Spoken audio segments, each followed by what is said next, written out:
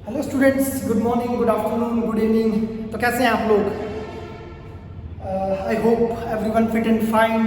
जैसा कि मुझे लग रहा है कि सभी लोग बहुत फिट होंगे, अच्छे होंगे, इस प्रेशियस टाइम का बहुत अच्छे से सब लोग यूटिलाइज कर रहे होंगे। तो students, today we are discussing about the types of disorder. Students, आप लोगों ने मुझे बोला था कि टाइप्स ऑफ डिसऑर्डर के ऊपर सर वीडियो बना दीजिए, तो उसके ऊपर आज हम वापस डिस्कस करने वाले हैं। स्टूडेंट्स, फर्स्ट ऑफ ऑल हमारा जो 12th क्लास के अंदर जो हमारा फोर्थ जो चैप्टर है CWSN, आपने सुना होगा, चिल्ड्रन विद स्पेशल नीड्स के अंदर उन्होंने फर्स्ट जो हमारा टॉपिक है बहुत ही अच्छा टॉपिक है students, types of disability, types of disorder, what is the difference between disorder and disabilities and these types of things. तो आज हम बात करने वाले हैं डिसऑर्डर के बारे में। जनरली स्टूडेंट्स, जनरली होता क्या है, डिसऑर्डर किसको कहते हैं? डिसऑर्डर का मतलब हुआ कि जो हमारी एक डेली रूटीन हैप्पी लाइफस्टाइल के अंदर जो प्रॉब्लम्स इंटरप्ट्स क्रिएट करे, जो प्रॉब्लम्स क्रिएट करे किसी भी सिचुएशन के अंदर, किसी भी कंडीशन के अंदर, हम उसको डिसऑर्डर का नेम दे सकते हैं। Students, first of all we are talking about the types of disorder. तो हमारे पास टोटल 5 नंबर ऑफ डिसऑर्डर्स हैं स्टूडेंट्स। सबसे पहला जो हमारा डिसऑर्डर है वो है ADHD, attention deficient hyperactivity disorder. Then the second one is SPD, sensory processing disorder. Then the after that हमारे पास आता है ASD, autism spectrum disorder. Then the next one ODD, oppositional deficient disorder. और last one हमारा आता है OCD, obsessive compulsive disorder. तो students, आज हम इन पांचों टाइप्स के ऊपर डिस्कस करने वाले हैं स्टूडेंट्स। तो सब लोग तैयार हैं स्टूडेंट्स? I hope.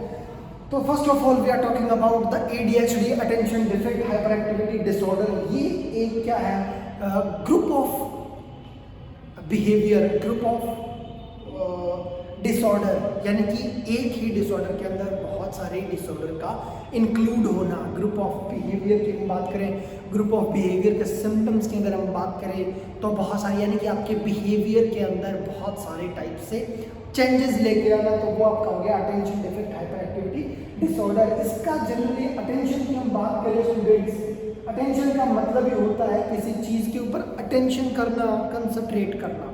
इसका मतलब ये हुआ कि ये रिलेट करता है हमारी अटेंशन पावर से। स्टूडेंट्स, अटेंशन पावर की क्या बात करेंगे हम? इसके अंदर साफ साफ चीज़ें कुछ लिखी हुई है कि फॉरगेट अबाउट डेली एक्टिविटीज़, यानी कि अभी आपने सुबह मॉर्निंग वॉक के अंदर क्या एक्टिविटीज़ की थी, आपने क्या खाना खाया था, किससे बात की थी, क्या क्या एक्टिविटीज़ के अंदर आपने पार्टिसिपेट किया। देन आफ्टर दैट अगर आपसे इवनिंग के अंदर वो सारी चीज़ें वापस रिपीट पे करने के लिए बोला जाए, then this is not possible for anyone. क्योंकि अगर किसी को ये डिसऑर्डर की प्रॉब्लम है तो क्योंकि वो अपनी सारी चीज़ें जो है वो माइंड से स्किप कर देता है, भूल जाता है, अपने आप ही भूल जाता है, सारी चीज़ें फॉरगेट हो जाती है उसके माइंड से, ऑटोमेटिक सारी बाहर हो जाती है। उसके बाद हम बात करें कि don't like to physical activity like still sitting. ऐसे पर्सन्स जिनको autism, attention deficient hyper activity disorder की प्रॉब्लम है, जिसको ADHD की प्रॉब्लम है, वो लोग जनरली किसी भी एक्टिविटी के अंदर, फिजिकल एक्टिविटी की बात कर रहे हैं स्टूडेंट्स, किसी भी फिजिकल एक्टिविटी के अंदर पार्टिसिपेट नहीं करते हैं। उनको हमेशा उस चीज़ से वो दूर रहते हैं और हमेशा बैठे रहने की कोशिश करते हैं, यानी कि हमेशा उनको ऐसा लगता है कि सारी एक्टिविटी, सारे काम जो है हमें बैठे बैठे ही हो जाए, सब चीज़ें हो जाए, यानी कि वो किसी भी एक्टिविटी के अंदर, फिजिकल एक्टिविटी के अंदर, किसी भी मूवमेंट के अंदर पार्टिसिपेट करना ही नहीं चाहते स्टूडेंट्स। उसके बाद अगर हम बात करें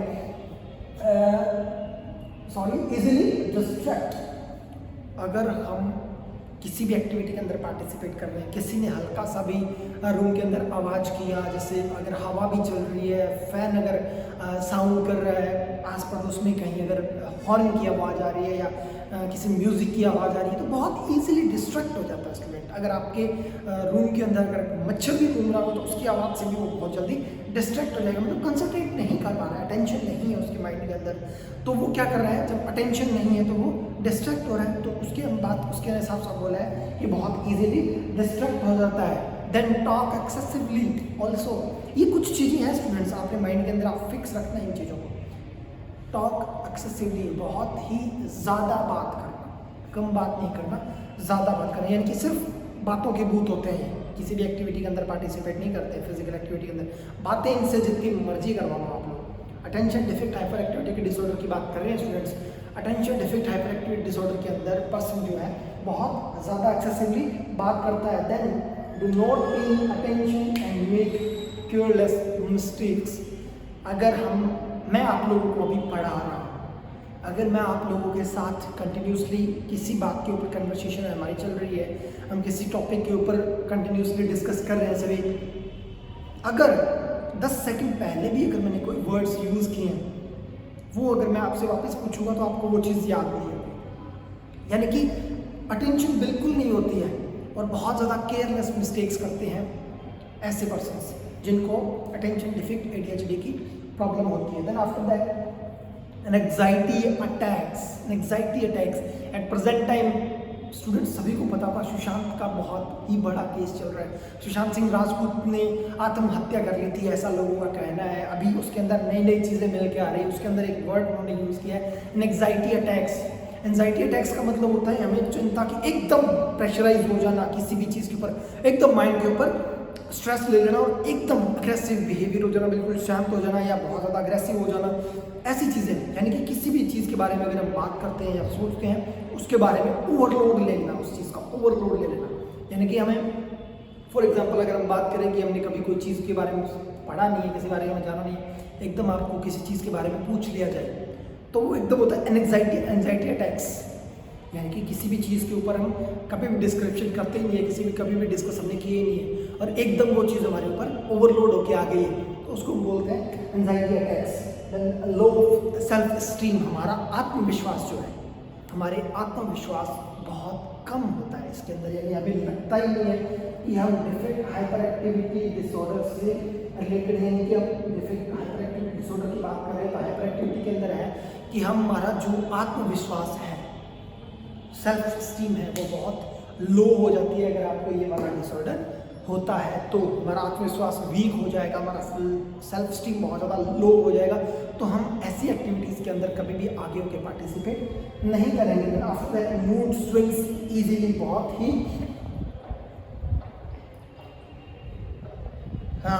जल्दी मूड स्विंग हो जाता है। अभी आप बैठ के मेरे साथ बात कर रहे हो, हंस रहे हो, अच्छे से हमारा सब चीज़ें बहुत अच्छे से चल रही है, लेकिन आफ्टर 10 सेकेंड्स, अगले 10 सेकेंड में आपका मूड स्विंग हो गया, आप बहुत गुस्से में हो, आप बात ही नहीं कर रहे हो, बिल्कुल शांति से बैठ गए हो, आप बिल्कुल आपका एकदम से हमारा मूड का स्विंग हुआ।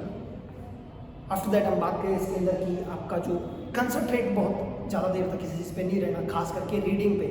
अगर आप कोई चीज़ को रीड कर रहे हो तो आपका कंसंट्रेट उस चीज़ के ऊपर बहुत ज़्यादा फोकस नहीं कर पाता है। तो स्टूडेंट इसके अंदर हम अगर कंटिन्यू करें इस बात को, तो इसके अंदर बहुत सारी ऐसी चीज़ें हैं जो हमें पता होनी चाहिए जनरली कि इनके कॉजेज़ क्या होता है स्टूडेंट्स।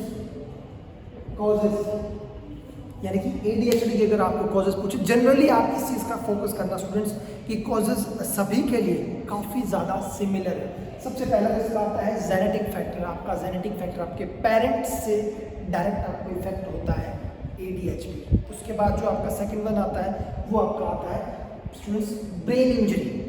यानी कि हमारा जो ब्रेन है उसके साथ अगर कोई इंजरी हो जाती है, अगर हमारा कोई एक्सीडेंट हो जाता है। उसके बाद नेक्स्ट इसके अंदर आता है लो बर्थ वेट। जब आप पैदा होते हैं तब आपका वेट जो है बहुत ही ज़्यादा कम होना, ऐसी सारी चीज़ें जो है ये कॉजेज़ है स्टूडेंट्स। काफ़ी जनरली आपको यहाँ पर ज़्यादा फोकस करने की ज़रूरत नहीं है, मैं जो एक्सप्लेन कर रहा हूँ उसके बारे में ध्यान दीजिए, क्योंकि ये सारी चीज़ें मैंने आपको नोट्स के अंदर ऑलरेडी प्रोवाइड करवा रखी है। तो जब ये चीज़ बहुत ज़्यादा अच्छी रहेगी स्टूडेंट्स की, आप जब इन चीज़ों के बारे में इस वीडियो को देख रहे हैं, इन चीज़ों के बारे में डिस्कस कर रहे हैं, तो अपने सामने उन नोट्स को खोल के रखें। तो हमारा इस प्रेसिस सिस्टम का बहुत ज़्यादा वेस्ट नहीं करेंगे। बहुत अच्छा टाइम चल रहा है हमारे लिए, जनरली अच्छा नहीं कह सकते, फिर भी हमारे लिए अच्छा चल रहा है, क्योंकि हम इस पढ़ाई के ऊपर बहुत ज़्यादा टाइम दे सकते हैं इस टाइम में। और हमें कोई काम नहीं है, घर वाले भी घर से बाहर जाने के लिए बोलते नहीं है, सारा का सारा कंसंट्रेट आप स्टडी के ऊपर कर सकते हैं।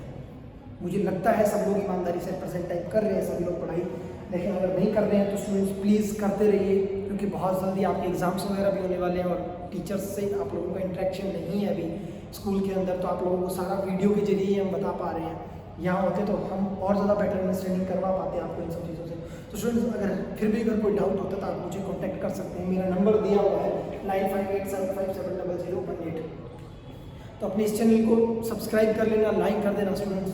तो हम बात करते हैं हमारे सेकंड जो डिसऑर्डर है उसके बारे में, एसपीडी, सेंसरी प्रोसेसिंग डिसऑर्डर, यानी कि direct relate to our sense की हम बात करें, लाइक टेस्ट, स्मेल, टच, ये सारे सेंसिटिव पार्ट होते हैं, सेंसिटिव ऑर्गन्स होते हैं हमारी बॉडी के। यानी कि इसके अंदर सबसे पहले जो आता है कि brain has difficulty in receiving and responding to information that comes through the sense, यानी कि ब्रेन जो है वो रिएक्ट नहीं करता है अच्छे से, हमें कोई रिस्पॉन्ड नहीं करता है किसी एक्टिविटी के ऊपर, हमें एक्टिविटी के ऊपर पार्टिसिपेट करने के लिए नहीं बोलता है, या कोई किसी एक्टिविटी के ऊपर रिएक्ट करने के लिए नहीं बोलता है। फॉर एग्जांपल अगर मैं बात करूं, अगर आपको यहाँ पे मच्छर खा रहा है, आपके यहाँ पे मच्छर आपको काट रहा है, तो आपका ब्रेन जो है आपको रिस्पॉन्ड नहीं कर रहा है किसी मच्छर को मार के उड़ाना है या मारना है या कुछ करना है कि आपको वहाँ पे काट रहा है, यानी वो आपको ऊपर रिएक्ट ही नहीं करता है। यहाँ से आपको पता चलता है आपके सेंसिटिव सेंस की बात, यानी कि आपका माइंड जो है, आपका ब्रेन जो है, आपका दिमाग जो है वो उस चीज़ के ऊपर रिएक्ट नहीं करता है। After that touch, sight, taste and movement, ये दीज टाइप्स ऑफ ऑर्गन्स हैं जो हमारे सेंस डायरेक्ट रिलेट करते हैं, यानी हमारा स्मेल का कोई अगर मैं टच करता है तो मैं फील भी नहीं होना, ये सारी चीज़ें आपके उसके अंदर आ जाती हैं। After that skin, wet, touched और मूवमेंट, यानी कि आप एकदम से किसी चीज़ से डर जाते हैं स्टूडेंट्स। फॉर एग्जाम्पल मैं बात करूँ, ये बाहर विंडो है, मैं यहाँ पढ़ाई कर रहा हूँ, विंडो के बाहर जो लीव्स हैं वो बहुत ज़्यादा ब्लोर कर रहे हैं, आवाज़ कर रहे हैं, यानी हवा चल रही है बाहर तो लीव्स की आवाज़ आएगी स्टूडेंट्स। अब लीव्स आवाज़ कर रहे हैं तो हमें इतना ज़्यादा इरिटेट होता है कि हम टेबल के नीचे घुस जाते हैं, कानों पे उंगलियां रख लेते हैं, या उस आवाज़ के कारण हमें क्या हो जाती है, वोमिटिंग। अगर ऐसी सिचुएशंस क्रिएट होती है स्टूडेंट्स, किसी आवाज़ से, किसी साउंड से आपको बहुत ज़्यादा प्रॉब्लम्स क्रिएट होती है, तो उसके लिए आपको आपकी प्रॉब्लम क्या होगी, एसपीडी, यानी आपकी सेंसरी प्रोसेसिंग डिसऑर्डर की आपको प्रॉब्लम होगी students. After that we fail to give any response to extreme heat, cold और कोल्ड, जो मैं बात कर रहा था, आपको किसी भी चीज़ का रिस्पॉन्स ही नहीं कर रहा है आपका ब्रेन, कि आपको ठंड लग रही है, आपको बहुत ज़्यादा गर्मी लग रही है, या आपको कहीं पे पेन हो रहा है, ये सारी चीज़ें बिल्कुल बाहर हो जाती है हमारे माइंड से, यानी कि मेंटली पूरी तरह से आपको डिस्टर्ब कर देता है। ये सेंसरी प्रोसेसिंग जो डिसऑर्डर है, इसमें ना आपको सर्दी का पता लगता है, ना आपको गर्मी का पता लगता है, अदरवाइज आपको अगर पेन भी होता है तो उस पेन का भी हमें फील नहीं आता स्टूडेंट्स। तो कंटिन्यू करते हैं, हमारा जो थर्ड जो डिसऑर्डर है उसका नेम है ASD स्टूडेंट्स। ASD का फुल फॉर्म है ऑटिज्म स्पेक्ट्रम डिसऑर्डर। स्टूडेंट्स ध्यान रखना, 2019 का जो फिजिकल एजुकेशन का जो हमारा फाइनल जो पेपर हुआ था CBSE बोर्ड का, उसके अंदर ये पांचों के बारे में पूछा गया था स्टूडेंट्स। बहुत ही अच्छा टॉपिक है, प्लस उन्होंने इन पांचों का एक्सप्लेनेशन तो मांगा ही था, प्लस MCQs के अंदर भी आपको ASD दिया था कि autism spectrum disorder. ASD is known as, या ASD फुल फॉर्म जो उसकी होती है, उसके अंदर उसने ASD से रिलेटेड 4 ऑप्शन दे दिए। अब चारों के चारों एक दूसरे से मिलते थे।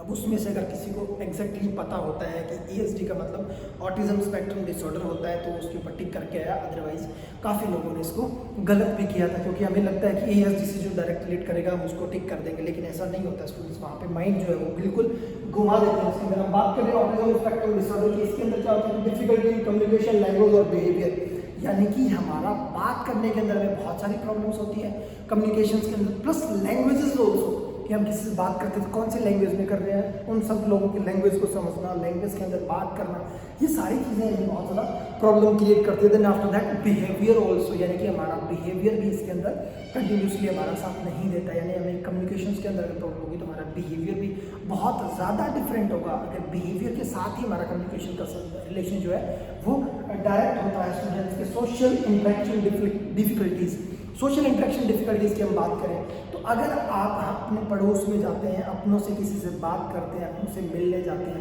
या किसी भी सोशल नेटवर्किंग के अंदर आप जब शामिल होते हैं तो वहाँ पे किसी के साथ आप अपना इंटरेक्शन नहीं कर पाते हैं, बहुत ज़्यादा अलोन रहना पसंद करते हैं, ये सारी चीज़ें आपके अंदर बहुत ज़्यादा।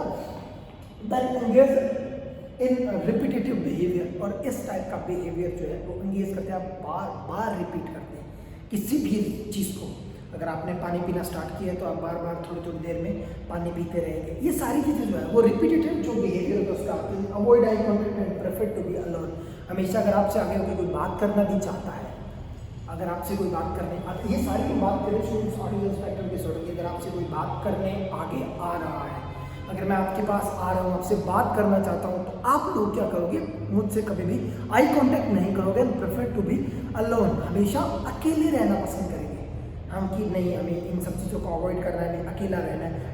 ये सब चीज़ें कब होती हैं, जब हमें ये वाला डिसऑर्डर की प्रॉब्लम होती है। कौन सी डिसऑर्डर की, ASD की, ऑटिज्म स्पेक्ट्रम डिसऑर्डर की, यानी कि हम किसी से भी आई कांटेक्ट नहीं करते हैं, ज़्यादा बात नहीं करते हैं, हमेशा अकेले रहना पसंद करते हैं, हमारे रिपीटेटिव बिहेवियर के कारण हम बहुत ज़्यादा सब लोगों की नजरों में भी आने लग जाते हैं। Then they repeat words and actions, repeat words and actions, वही बात जो मैं कर रहा हूँ कि आप पानी पी रहे हो तो एक्शन हो गया वो आपका, कि वो आप बार बार, बस आपको कुछ नहीं दिख रहा तो आप बार बार उठा के पानी पीते जा रहे हैं, आप किसी एक वर्ड को यूज़ करने लगे तो उस वर्ड को बार बार आप यूज़ कर रहे हैं। ये सारी चीज़ें आपकी इसके अंदर प्रॉब्लम्स क्रिएट करती है। आफ्टर दैट की very sensitive to taste smell and sound, यानी कि आपको बहुत जल्दी खुशबू आ जाती है। अगर कहीं पे भी यहाँ से कुछ 5 घर छोड़ के, 6 घर छोड़ के या 2 बिल्डिंग छोड़ के तीसरी बिल्डिंग में अगर कुछ बन रहा है तो इतने ज़्यादा सेंसिटिव होते हैं कि हमें स्मेल महसूस हो जाती है।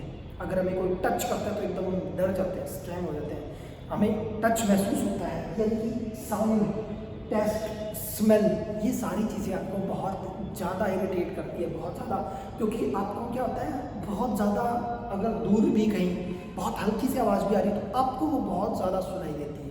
यानी कि जब हमारा कंसंट्रेशन सिर्फ उसी के ऊपर हो जाता है कि यार वो गाना चल रहा है, वहाँ पे चल रहा है, बहुत ज़्यादा इरिटेट कर रहा है, ये वो दीज टाइप्स ऑफ थिंग्स हमारे माइंड के अंदर आती रहती है। तो स्टूडेंट्स हमारा जो नेक्स्ट हमारा जो आ रहा है वो आ रहा है हमारा 4th डिसऑर्डर, जिसको हम बोलते हैं ODD, oppositional deficient disorder. Oppositional deficient disorder इसके अंदर कि one of the most common mental health disorder, one of the most common health disorder इसके अंदर जनरली बहुत ही ज़्यादा कॉमन है स्टूडेंट्स ये, क्योंकि ये चिल्ड्रंस के अंदर प्लस अडल्ट के अंदर सभी के अंदर कॉमनली आपको दिखाई दे जाता है। इसके अंदर सबसे बुरी जो चीज़ है स्टूडेंट्स वो ये है कि हमारा बिहेवियर जो है वो बहुत ज़्यादा अग्रेसिव और एंगर वाला होता है स्टूडेंट्स, कि इसके अंदर एक behaviour like rebel, argue with adults.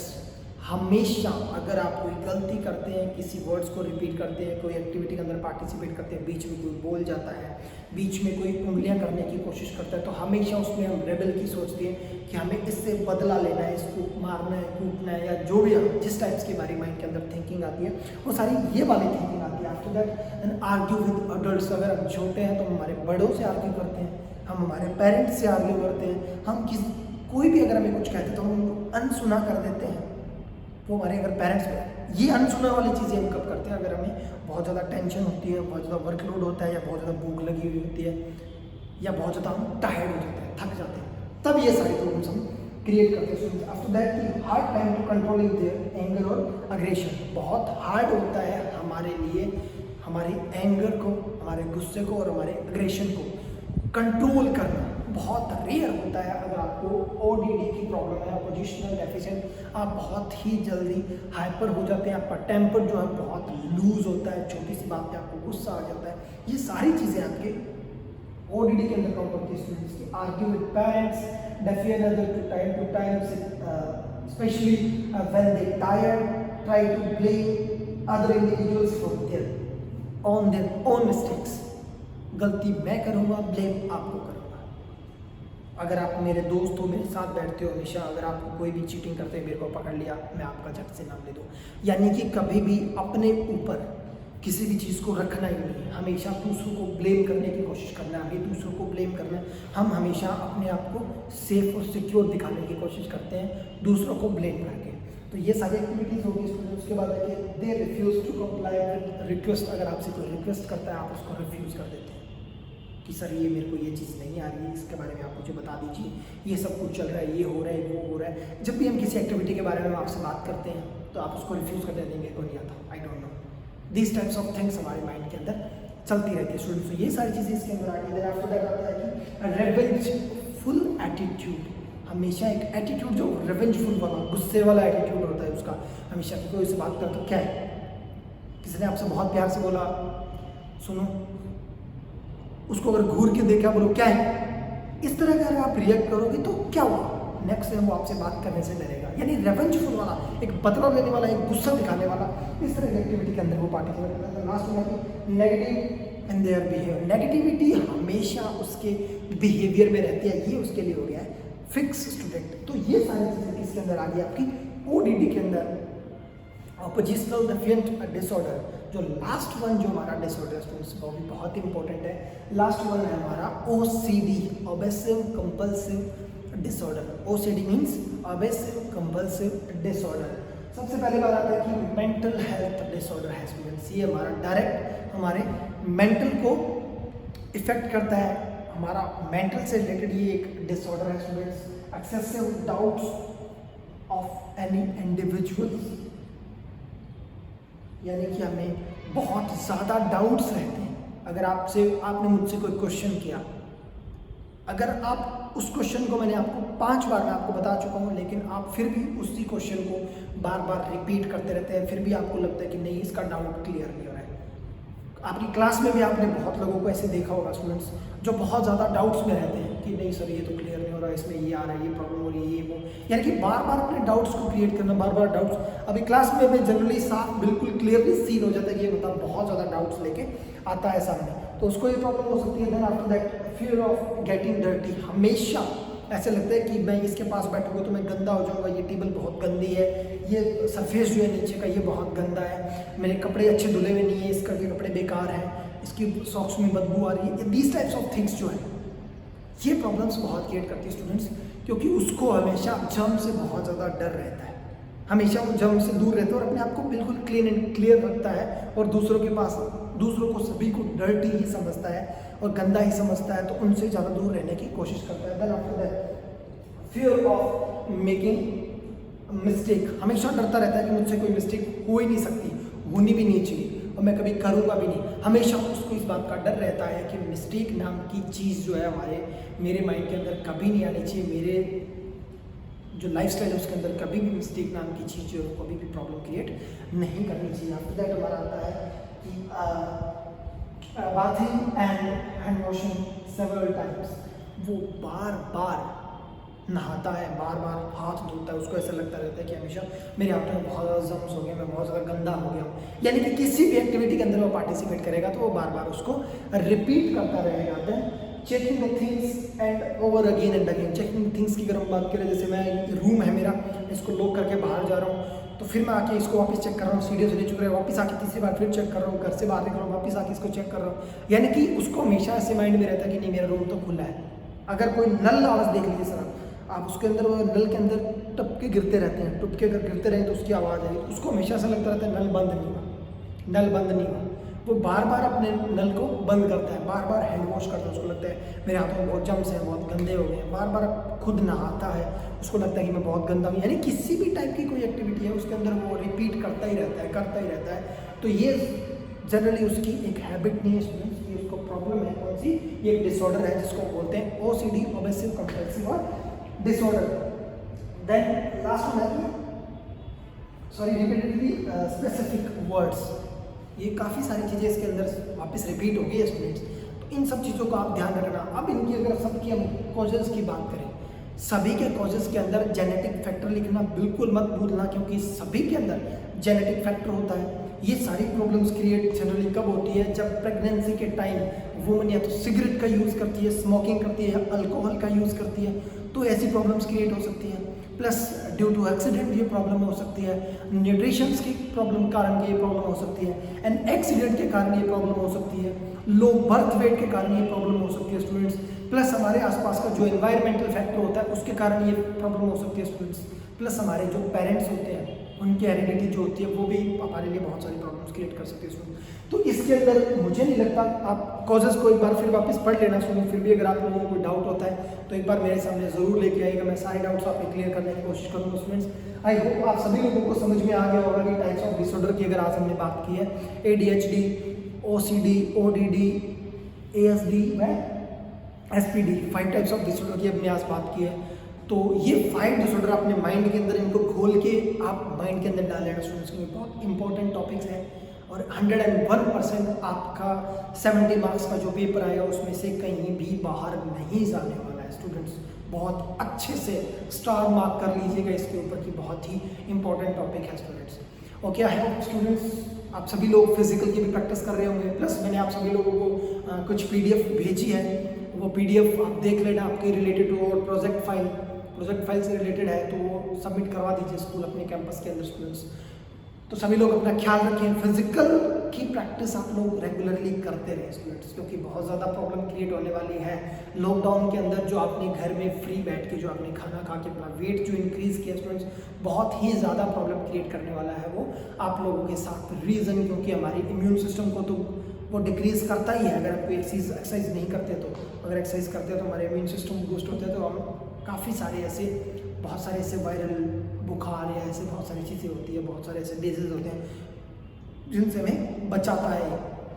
इसके साथ आपकी हेल्थ अच्छी होगी, प्लस आपको 30 मार्क्स का बेनिफिट भी मिलेगा। आप खुद हैप्पी रहिए, अपनी फैमिली को हैप्पी रखिए, आसपास के एनवायरनमेंट को क्लीन एंड क्लियर रखिए। Thank you students, good day.